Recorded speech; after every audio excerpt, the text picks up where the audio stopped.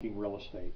Nearly every day folks are talking to us about bank-owned foreclosure properties, asking what they are and why they're seeing so many, and asking if we think that they're a good investment. The number of bank or lender-owned properties has been growing daily in our area for a number of reasons. Mortgage requirements have gotten more strict, making it more difficult for some folks to obtain financing. Builders in some areas have continued to build even though they're already having a difficult job selling what they've already built.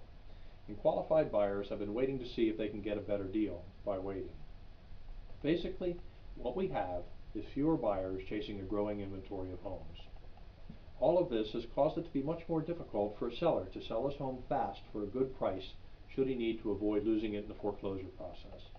Slow sales and falling prices in some areas have contributed to the number of homes that lenders have had to take back from sellers who cannot make their payments or sell their home. The pre-foreclosure process begins when the homeowner fails to make a payment on the mortgage when it's due. There may be a legitimate reason: loss of job, divorce, or medical problems. Both the lender and the borrower now face a difficult situation. Both of them are trying to seek a compromise that permits each to improve on a potentially negative outcome. What they want to get is a situation where the borrower can keep his home and the lender can keep receiving the mortgage payments. If the problem cannot be resolved, the lender may permit the owner to try to sell the property for less than he owes in a process called a short sale.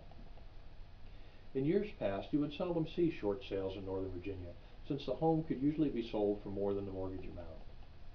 If the property was in good condition, it would sell in a good location, but in the last couple of years, due to the large number of unsold homes on the market, it's been very difficult for the seller to sell in a timely fashion and cover his costs, especially if he's happened to buy in 2005 or later.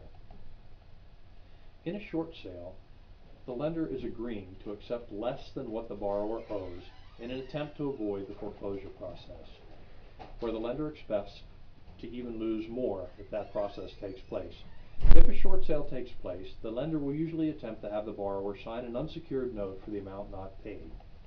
At the very least, the amount the borrower is forgiven is going to be reported to the IRS as income. That describes a short sale.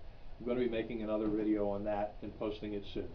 Now, if that process doesn't work, the lender will be enforced payment of the debt by taking and selling the property through legal proceedings. With foreclosure proceeding, typically the foreclosure proceeding will start when the lender will make a formal demand for payment in a letter, which is known as notice of default. Now, depending on the state, the lender will issue this notice when the homeowner has been 3 months delinquent on the mortgage payments. If an agreement cannot be reached and payments made, the property will be taken, the owner's rights in that property will be terminated, and the owners will be evicted from the premises if necessary. It's not a pretty picture. In Northern Virginia, the lender will attempt to sell the property at auction on the steps of the county courthouse. You can find the auction notices in local papers and go watch it take place if you'd like. If there is no successful sale at the auction, the bank will retain ownership and usually try to market the property, listing it with a real estate company for sale. Currently, as of February 2008, there are more than 400 of these bank-owned homes for sale in Northern Virginia. Now, the question: how should you view bank-owned property as an investment or as a potential resident? Please remember this: just because the property has been through the foreclosure process doesn't mean that it's a great buy. In many cases, the bank lent much more than the home is now worth back when the market was hot, and they are now attempting to sell it in a weak market and get their money back.